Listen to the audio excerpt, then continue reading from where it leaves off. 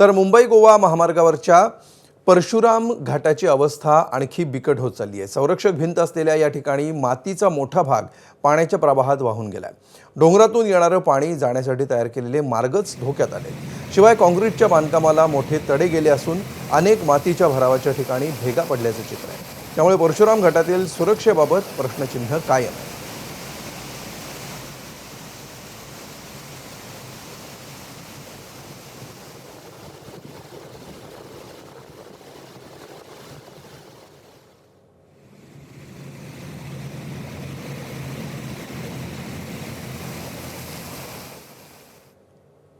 तर मुंबई गोवा महामार्गावर अनेक ठिकाणी पाणी साचल्यामुळे वाहतूक मंदावली आहे। त्यामुळे वाहन चालकांची मोठी कसरत बघायला मिळते। पावसाचा जोर कायम राहिला तर वाहतुकीवर परिणाम होण्याची अर्थातच शक्यता आहे। आढावा घेतला आमचे प्रतिनिधी गणेश महाप्रळकर यांनी। रायगड जिल्ह्यात सध्या सर्वत्र मुसळधार पाऊस कोसळतोय आणि या पावसाचा जोर आहे तो सध्या वाढलेला पाहायला मिळतोय।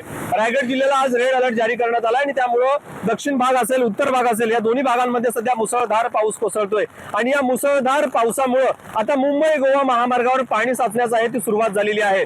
नागोठणे जवळची दृश्य आहेत आपण बघितलं तर मागील 44 तासांपासून मागील 3 दिवस आहे तो हा महामार्ग आहे तो वाहतुकीसाठी बंद होता। आता पुन्हा एकदा काल आपण बघितलं तर हा महामार्ग सर्व वाहतुकीसाठी खुला झाला होता। मात्र आज कोसळत असलेल्या पावसामुळे पुन्हा एकदा महामार्गावर पाणी साचण्यास सुरुवात झालेली आहे आणि कशा पद्धतीने ही वाहनं या पाण्यातनं हा प्रवास करतायत ते आपण या दृश्यांच्या माध्यमातून पाहू शकता। सध्याची ही दृश्य आहेत नागोठणे जवळ नागोठणेच्या रेल्वे पुलाखाली हे पाणी आहे ते साचलंय आणि त्यामुळे मोठ्या प्रमाणात या ठिकाणी पाण्याचा प्रवाह आल्यामुळे वाहन चालकांची तारेवरची कसरत आहे ती सुरू झालेली आहे। एकंदरीत रायगड जिल्ह्यातल्या विविध भागांमध्ये मुंबई गोवा महामार्गावर पाणी साचण्यास सुरुवात झालेली आहे आणि त्यामुळे या पाण्यातून वाहनं काढताना वाहन चालकांची सध्याची ही कसरत आहे ती पाहायला मिळते।